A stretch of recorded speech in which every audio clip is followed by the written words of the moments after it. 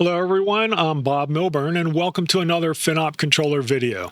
Today we're going to discuss a broker-dealer's affiliates and more importantly how financial, operational, legal, or other problems at an affiliate can adversely affect the broker-dealer.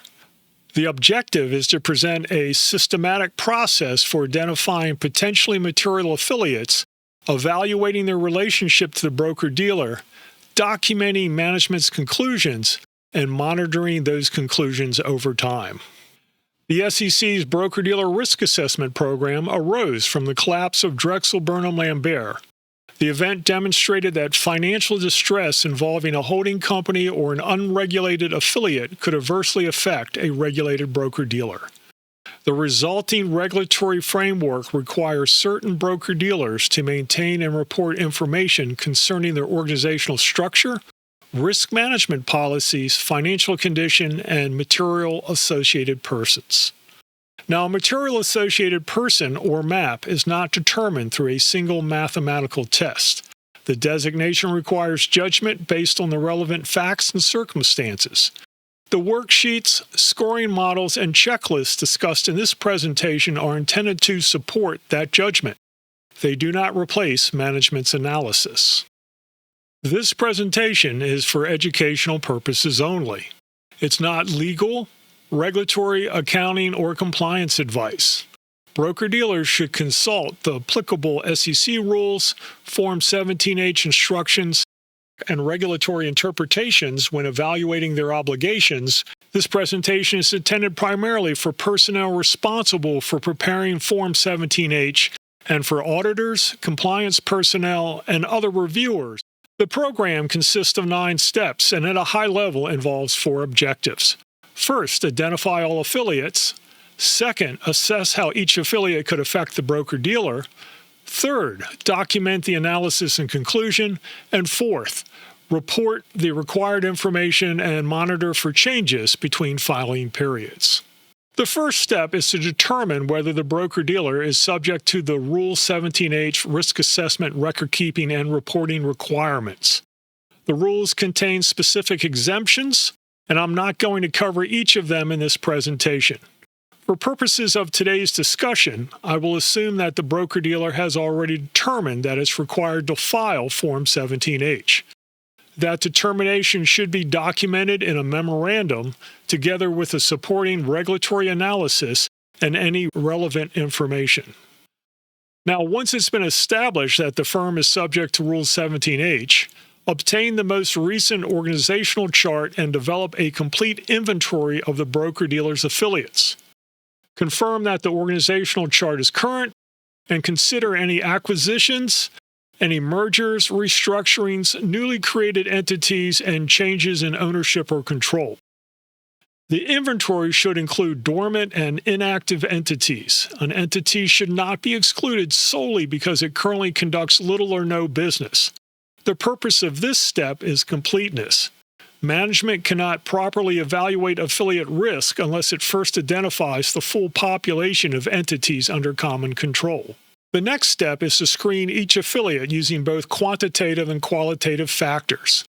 The objective is to determine whether the affiliate's activities, its financial condition, relationships, or obligations could materially affect the broker-dealer. The analysis should consider 2 broad categories: operational exposure and financial exposure. Now, operational factors generally involve a direct service, personnel, or technology between the affiliate and the broker-dealer.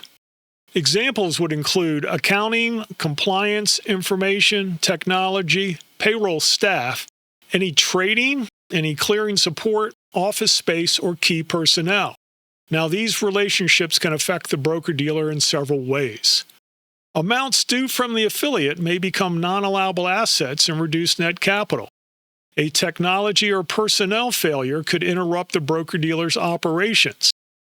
The failure of a shared service provider could impair the firm's ability to maintain books and records, supervise activity, process transactions, or serve customers.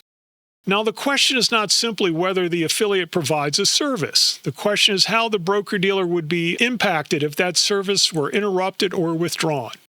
Now, financial condition factors include an affiliate size, its leverage, its liquidity, any risk exposures, its funding needs, and overall financial obligations.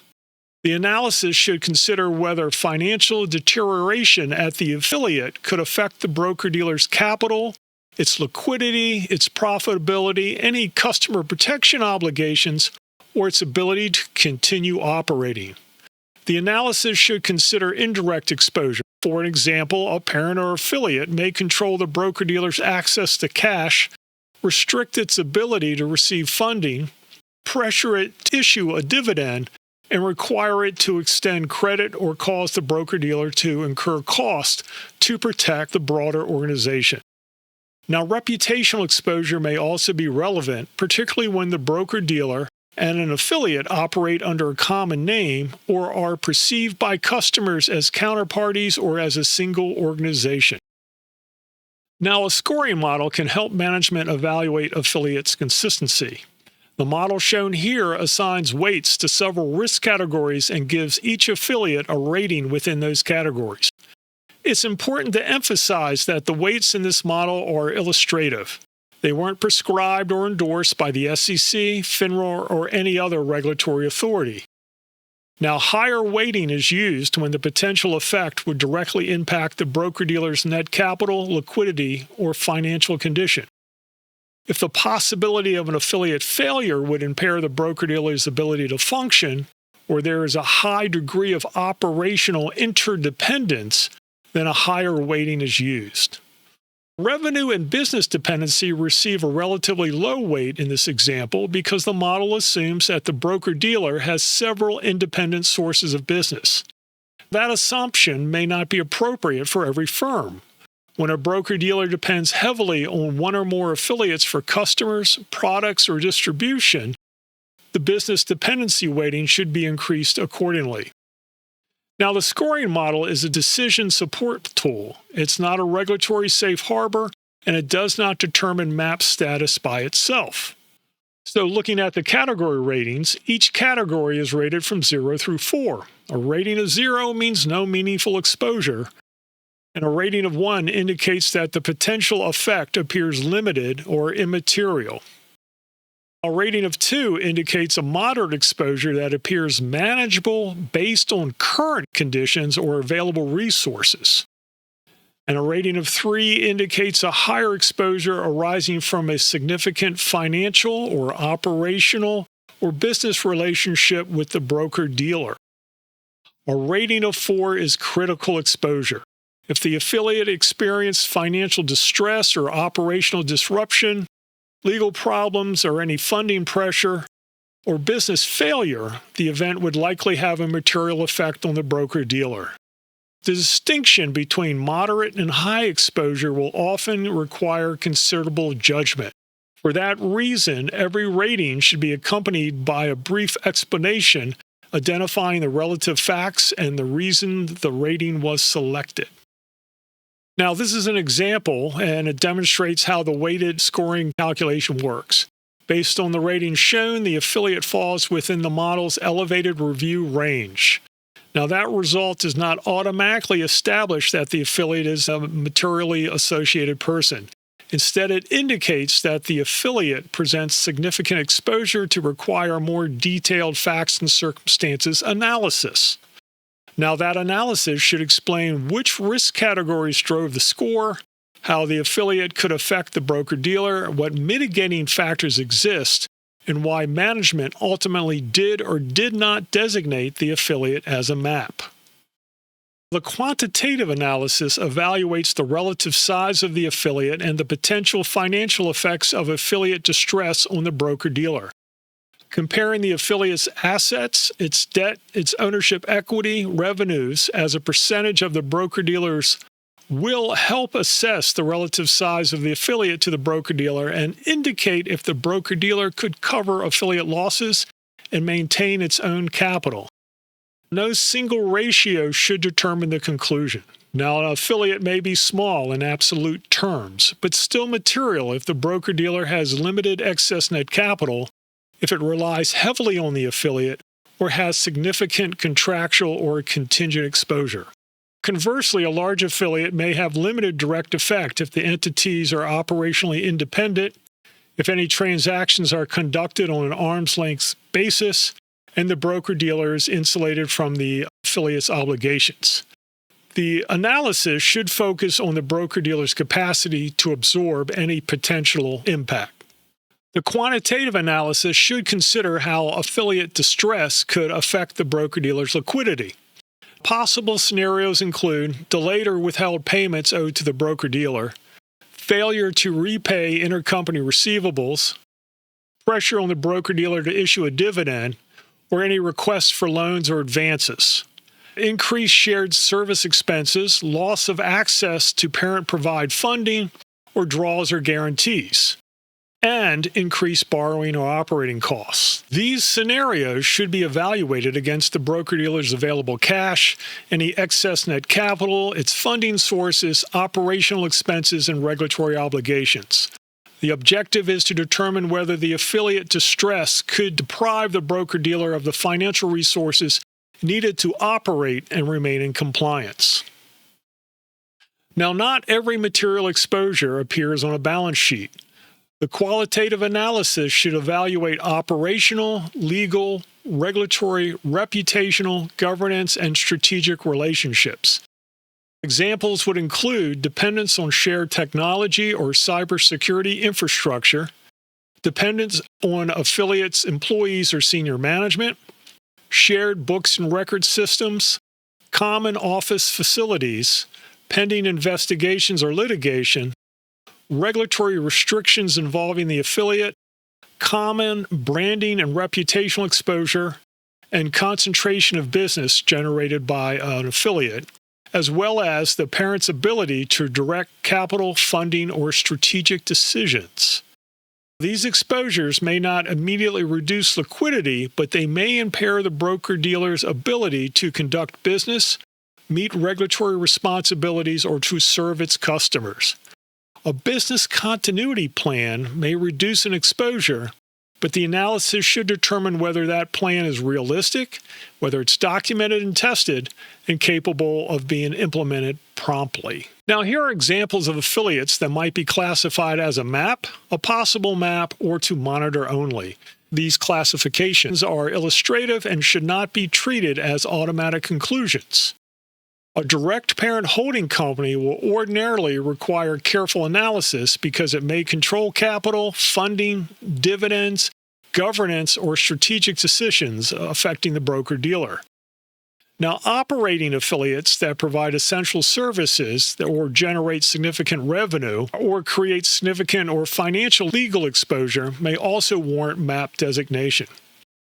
In a multi-tiered holding company structure, the ultimate parent should not be excluded merely because it's not primarily engaged in the securities business. Management should evaluate its authority over the broker-dealer, its funding relationships, any guarantees or shared obligations, financial condition, and its ability to affect the broker-dealer directly or indirectly. Now, the ultimate conclusion should be based on the full facts and circumstances and not solely on the affiliate's legal form, the industry that it's in, or position or in the organizational chart. After management identifies the material associated persons, it should gather the information required to complete Form 17H. Part 2 information is prepared separately for each MAP, and not every line item will necessarily contain a balance or reportable amount. However, each required item should be addressed, and the preparation process should demonstrate that the information was considered.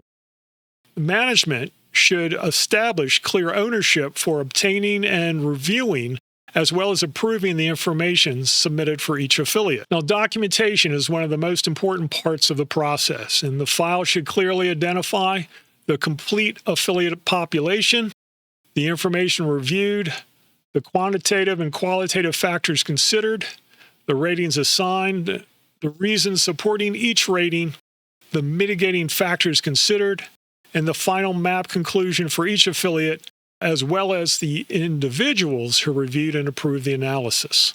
Now, as a control, the completed analysis should be reviewed and approved by appropriate members of finance and compliance, and where warranted, any legal counsel. The purpose of the review is not simply to collect signatures, it's to provide evidence that the analysis was challenged and approved by individuals with appropriate responsibility. The MAP assessment should not be treated as a once-a-year exercise. The broker-dealer should establish controls to ensure that the affiliate inventory, MAP conclusions, and Form 17H filing remain accurate and complete. Some relevant controls may already exist, including reviews of intercompany balances, their affiliate receivables, expense allocations, capital activity, and organizational changes. The monitoring process should also identify significant developments between filings, including newly formed or acquired affiliates, any mergers, dispositions, or restructurings, significant material losses, increased debt or liquidity pressure, new guarantees or new intercompany transactions, regulatory investigations or enforcement matters, any litigation, any changes in shared service arrangements, and changes in the broker-dealer's dependency on an affiliate. When a significant change occurs, management should determine whether the existing MAP conclusion remains appropriate and whether an amendment, updated disclosure, or other regulatory action may be required. Now, the analysis can ultimately be reduced to one central question. If the affiliate experienced financial distress, operational disruption, legal exposure, funding pressure, regulatory action, or business failure, would that event reasonably be expected to materially affect the broker-dealer's capital, its liquidity, its customer protection obligations, its operations, or its regulatory condition? Now, if the answer is yes, the affiliate requires careful analysis, clear documentation, and appropriate monitoring. If you stayed with me to the end, thank you. I genuinely appreciate you watching. For more practical insights on broker-dealer finance, operations, and regulatory matters, visit rmilburnconsulting.com or my channel FINOP Controller on YouTube. I'm Bob Milburn with RM Milburn Consulting, and I'll see you in the next video.